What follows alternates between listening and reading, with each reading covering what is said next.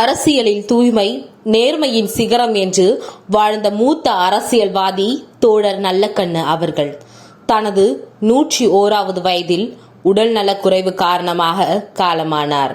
இதில் குறிப்பிடத்தக்கது என்னவென்றால் அவரும் அவர் இணைந்திருந்த இந்திய கம்யூனிஸ்ட் கட்சியும் 101வது ஆண்டை எட்டியிருந்தது என்பது வரலாற்று சம்பவமாகும். இவரது மறைவுக்கு பல்வேறு அரசியல் கட்சி தலைவர்கள் இரங்கல் தெரிவித்துள்ளனர். மேலும் தனது உடலை அரசு மருத்துவக் கல்லூரிக்கு உடற்கூறு ஆராய்ச்சிக்காக தானமாக வழங்கியுள்ளார். இவரது மறைவு செய்தியை அறிந்த பிரதமர் நரேந்திர மோடி, துணை ஜனாதிபதி, தமிழ்நாடு ஆளுநர் RN ரவி ஆகியோர் இரங்கல் தெரிவித்துள்ளனர்.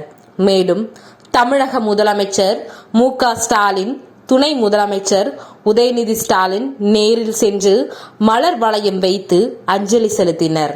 பின்னர் நல்லக்கண்ணுவுக்கு அரசு மரியாதை வழங்கப்படும் என்று அறிவிக்கப்பட்டது. அக்கட்சியின் தேசிய தலைவர் T. ராஜா அவர்கள் டெல்லியிலிருந்து உடனடியாக சென்னை வந்தடைந்தார்.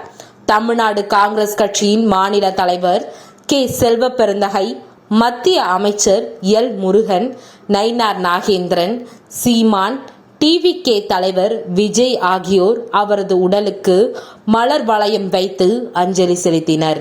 எதிர்க்கட்சி தலைவர் எடப்பாடி K. பழனிசாமி, மருத்துவர் S. ராமதாஸ், வைகோ, G.K. வாசன் ஆகியோர் இரங்கல் தெரிவித்துள்ளனர்.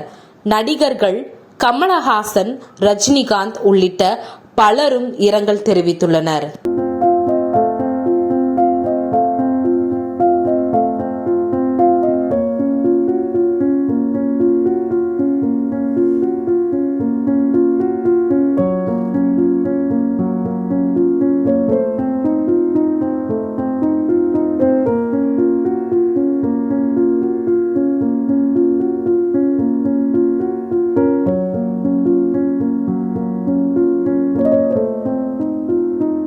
இந்திய பொதுவுடைமை கட்சியின் மூத்த தலைவராகவும் தமிழ்நாடு மாநில முன்னாள் செயலாளராகவும் 13 ஆண்டுகள் பணியாற்றியவர் நல்லக்கண்ணு அவர்கள். 25 ஆண்டுகள் விவசாய தொழிலாளர்கள் சங்கத்தின் தலைவராகவும் இருந்து நிலமற்ற தொழிலாளர்களின் உரிமைக்காக போராடினார். எளிமை, நேர்மை, கொள்கை பற்றுடைமை இந்த மூன்றையும் அரசியல் வாழ்வில் கடைபிடித்தவர்.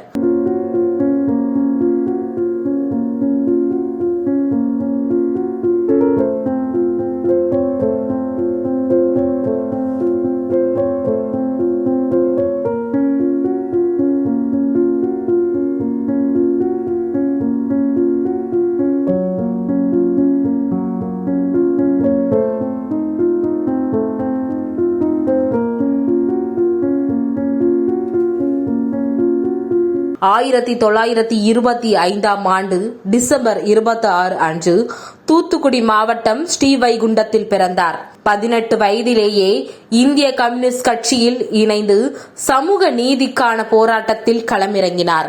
ஸ்ரீவைகுண்டம் பகுதியில் 2000 நெல் மூட்டைகளை பதுக்கி வைத்திருப்பதை கண்டறிந்து ஜனசக்தி பத்திரிகையில் எழுதியது அவரது ஆரம்ப கால போராட்டங்களில் குறிப்பிடத்தக்க ஒன்று.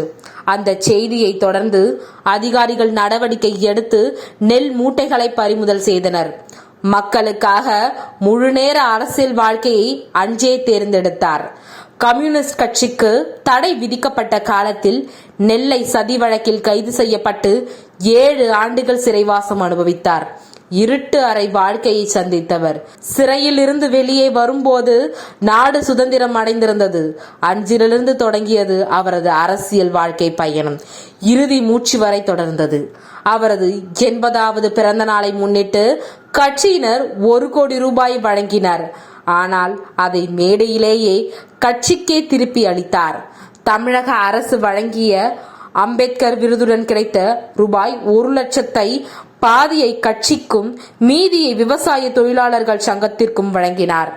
பதவி, புகழ், பணம் என எதிலும் பற்றில்லாமல் வாழ்ந்தவர். சாதி அக்கிரமங்களுக்கு எதிராக தொடர்ந்து குரல் கொடுத்தவர். அதற்காக சிறை தண்டனையும் தலைமறை வாழ்க்கையும் அனுபவித்தார். சமூக சேவைக்காக அகில இந்திய மகாத்மா காந்தி சமூக நல மன்றத்தின் காந்திய விருதையும் பெற்றுள்ளார்.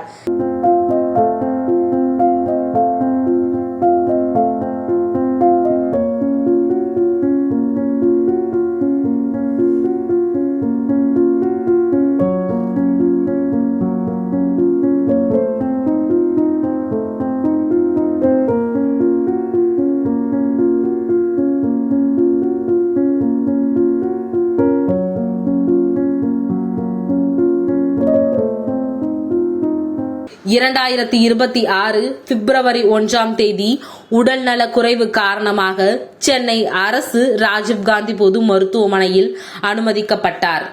தீவிர சிகிச்சை பிரிவில் சிகிச்சை அளிக்கப்பட்டும் பலனின்றி பிப்ரவரி 25 பிற்பகல் 1:55 மணியளவில் தனது 101வது வயதில் காலமானார். தாம் மறைந்த பின்னும் தனது உடலை அரசு மருத்துவக் கல்லூரிக்கு தானமாக வழங்க வேண்டும் என்று 2016 ஆண்டிலேயே எழுதி வைத்திருந்தார். இறந்த பின்னரும் சமூக நலனுக்காக செயல்பட்டவர் என்ற பெருமை பெற்றவர்.